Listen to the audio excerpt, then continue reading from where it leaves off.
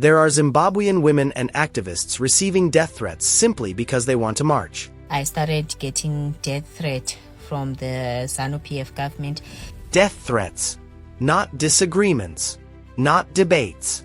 Actual threats meant to stop them from standing up on July 31st. That were saying that they want to murder me, they want to kill me. As a South African journalist, this hits me hard. We know what it means when people are silenced with fear instead of answered with reason. But I want anybody who may want to be nonsensical and bring chaos in this country. We are ready for any chaos, to deal with any chaos. Whoever who preach hate speech shall be responsible for their hate speech.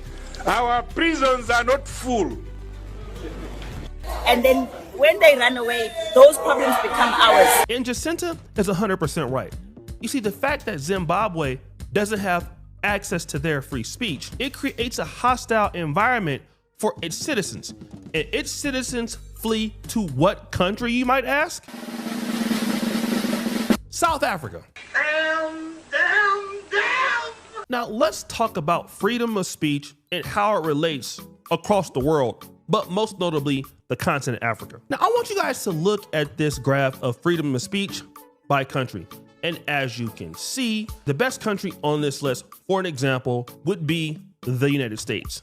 You can criticize anybody in public office, such as Donald Trump. You can call him anything you want.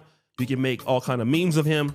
You will not get arrested. Now, secondarily on this list is South Africa. Now, South Africa has a real big problem with corruption, but the freedom of speech is quite good for an African country. In fact, I believe that South Africa is ranked #1 alongside Ghana. But let's look at some countries where freedom of speech is not so good, all right? And I'm talking about the people that South Africans complain about. Malawians, Nigerians, Uganda is on there at 33, but I don't really hear a whole bunch about them. But I do hear complaints about these 4 countries: Mozambique, Ethiopia, Somali, and guess who's the lowest on this list? Zimbabwe. We want peace. We want unity. Those who do not disagree with that, do so quietly and peacefully. Then tichafamba tose murugare nokuwirirana. Asi ukaita mhesva mukono tinokuveza. Today I'm going to talk straight about what is happening, why it matters, and what it says about freedom in our region. Let's start with the basics. Zimbabweans planned peaceful action on July 31st against the constitutional changes that extend President Mnangagwa's time in power and change how future presidents are chosen. Instead of open debate, what we are seeing is a climate of fear. Reports of death threats against people linked to the protests.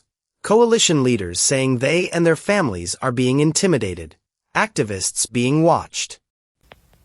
I would like to formally apologize for being involved in the march on the 31st of July and actually announce that I'm no longer involved in the march because I've been getting insight on the consequences of the Zimbabwean people peacefully demonstrating to the government about any development ideas. That is wrong. People should not ask for development. I'm sorry. I'm out of the march.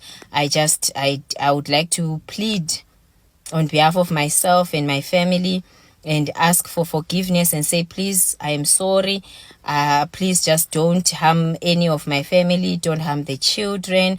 Don't just keep my family out of it. If your grudge is with me, you are welcome. You can come and kill me, but please leave my family out of it. And I am also out of the march. So, let's not harm children and let's not harm people who were not even involved in the march in the first place. It's me who was involved in the march, and if you want to kill and murder anyone, come and murder me. so that it can be over. And after that, I am sorry. The economy of Zimbabwe is prospering. There is nothing that we should try to communicate about development. There is nothing that we should try to communicate about anything, because Zimbabwe is doing well. And I was out of line. I should not have tried to bring up ideas on how the economy can grow. I should have not have tried to communicate with the government about anything. I was wrong. I am out of the match. And one of the clearest early signals was the arrest of Bhekimpilo Mbedzi, a man who simply posted a video holding a No to 2030 placard and calling for peaceful protest. He ended up in leg irons. That sets the tone. Fellow Zimbabweans, so the day is on, fellow Zimbabweans, on the 31st of July 2026. Let's all stand up, fellow Zimbabweans, and demonstrate as guided by Section 59 of the Constitution. Let's all make sure we demonstrate peacefully against the amendment of the Constitution of our land by the ZANU-PF regime. Fellow Zimbabweans, as you know, we adopted this constitution by 2013. It is a very beautiful document which protects human rights, which protects the rights to vote, it protects the right to health, it protects the right to education, it protects the right to dignity. And today we find that constitution is being amended at willy-nilly, without our inclusion, without a collective agreement with us by the political party which is in power. So fellow Zimbabweans, let's stand on the 31st of July 2026 and demonstrate against this bill, and demonstrate so that they repeal this illegal amendment, they repeal this illegal law in our land, fellow Zimbabweans. So let's unite. Today we must have been talking about jobs, we must have been talking about free education, which is enshrined in the constitution of the land. But instead the government of the land is actually, after amending the constitution, that they make sure Mnangagwa remains in power forever, putting resources for what is not necessary. As we know that today fellow Zimbabweans are suffering in foreign lands, looking for basic jobs, menial jobs, suffering. Yet the government in Zimbabwe is not after making sure we've got jobs. So I thank you, fellow Zimbabweans. Come, unite, and let's speak out. I, Bhekimpilo Mbedzi, will demonstrate from the border section to the roundabout in Mashingo turnoff, and I will repeat that on the 31st as I expressed, and I shall continue days after to speak out. Come out in your numbers and let's speak out, fellow Zimbabweans, in our numbers, in unity. No, we don't need to be affiliated to any political party. We just have to be Zimbabweans, pure independent Zimbabweans, speaking against this illegal amendment. I thank you very much. Thank you. Now, let me speak as a South African. In South Africa, we protest almost every week. Water problems, electricity, NSFAS, service delivery, corruption. People take to the streets. Sometimes it gets messy, sometimes it is peaceful, but the right to gather and speak is largely protected. We can criticize the president, the ministers, the system, and still go home. In Zimbabwe right now, the cost of raising your voice looks very different. When death threats become a tool to stop a march, we have to ask, what kind of freedom exists if citizens are too afraid to use it?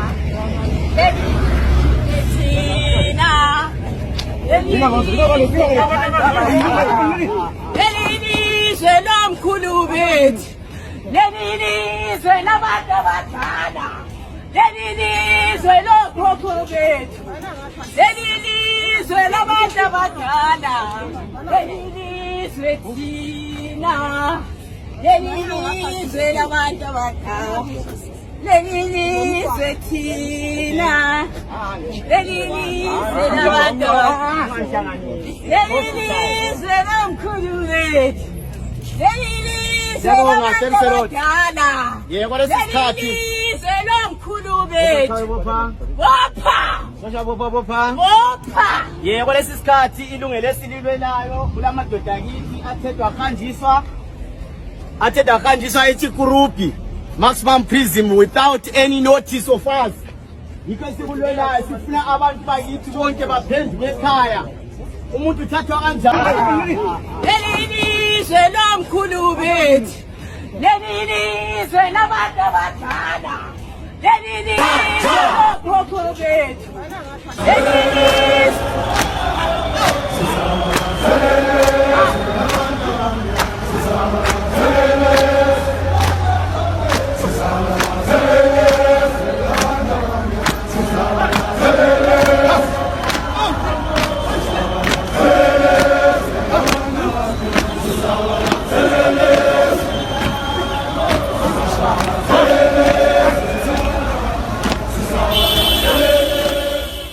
The threats are not happening in isolation. Coalition groups have publicly condemned messages sent to their leaders, including Reverend Kupam Tata. They speak of a pattern: intimidation, vandalism, harassment. Police and government officials have made it clear that security forces are ready. Heavy deployment has been reported. We want people to go to work peacefully.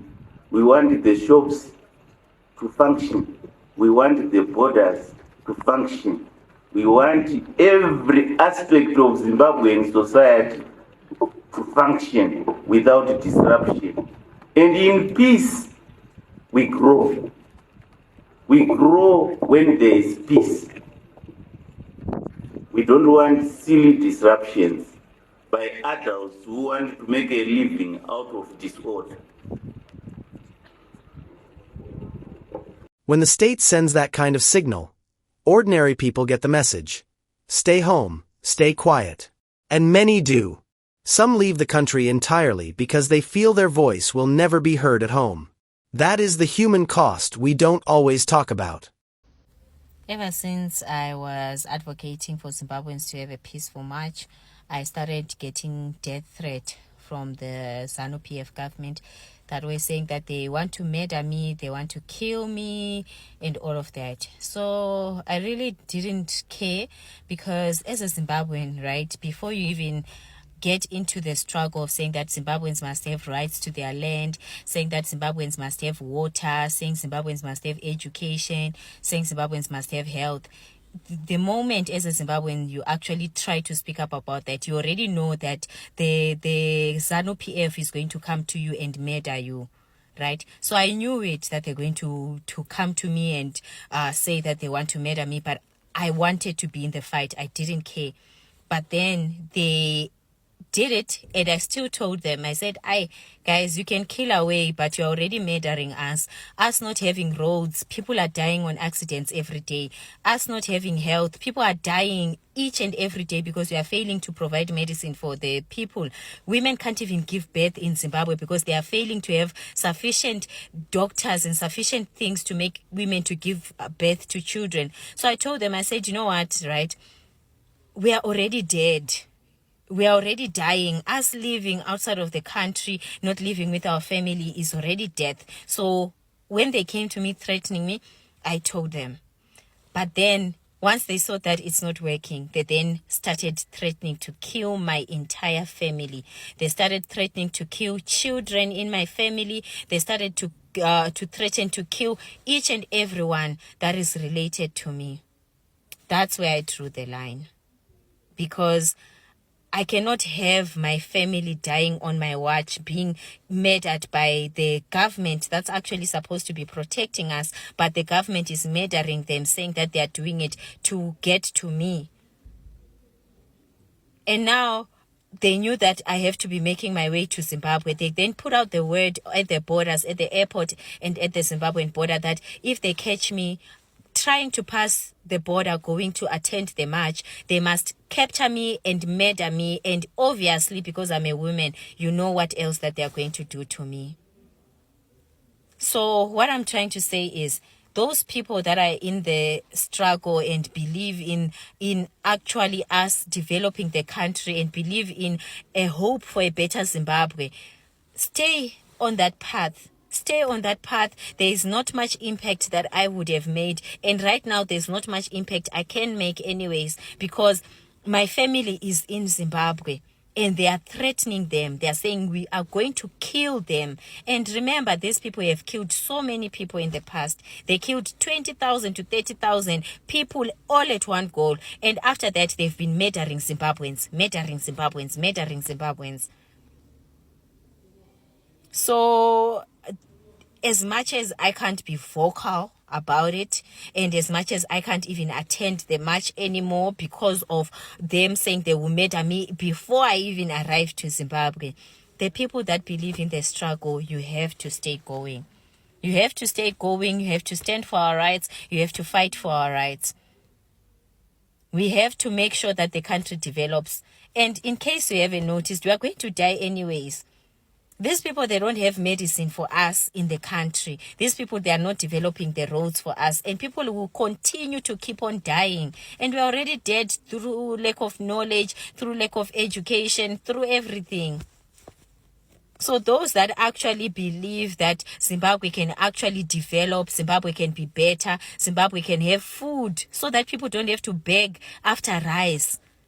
Zimbabwe has sand that is capable to actually plant rice so that the whole country, Zimbabwe has land so that we can actually be able to plant rice so that the whole country has rice. But right now we are stuck in a state whereby people have to beg after a cup of rice. That's how bad the economy is. People don't have soap, so they go and bribe people with a bar of green soap. That's how poor Zimbabwe is. That people will be grateful for a bar of soap when we could actually be manufacturing all kinds of soap, dishwasher, liquid, all that. The people that they gave a green bar of soap, those people are going to use that one green bar to wash plates, to wash their body, to wash their clothes, to wash everything, because people just don't have. And that's what we are trying to say. Why don't we work together to develop the country so that people have enough, so that they don't beg after a bar of soap and a cup of rice? And they're saying that they will murder my entire bloodline, kids and everything.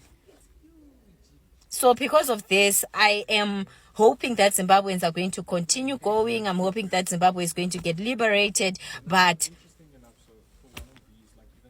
I can't even make it to the march. And they are making sure of it.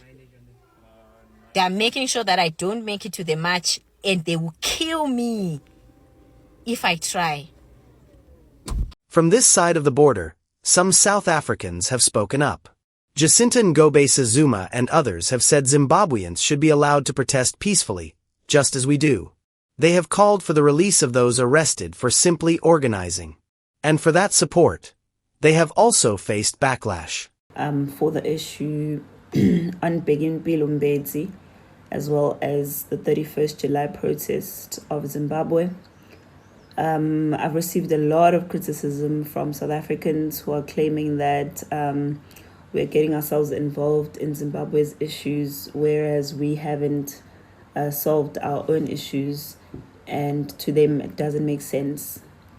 As a South African journalist, I find myself in a complicated place. I support the right of any African citizen to speak without fearing for their life. At the same time, I watch how quickly the conversation turns toxic across the border. The principle should be simple. Peaceful protest is not a crime. This is bigger than one march, on one day. When death threats are used to shut down civic action, it tells every citizen that power does not want to be questioned. It teaches young people that silence is safer than courage. It pushes skilled, frustrated people to leave, rather than stay and build. And it creates a region where some countries allow noisy accountability, while others demand quiet obedience. South Africa is far from perfect. We have our own problems with violence and intolerance, but the ability to gather and demand better is still one of the most important tools we have. Watching that tool being taken away from our neighbors should concern all of us. I'm going to be straight with you. As a South African who reports these stories, I feel a mix of anger and sadness. Anger that people are being threatened for wanting to be heard. Sadness that so many feel the only options are silence or leaving. No government should need death threats to maintain order.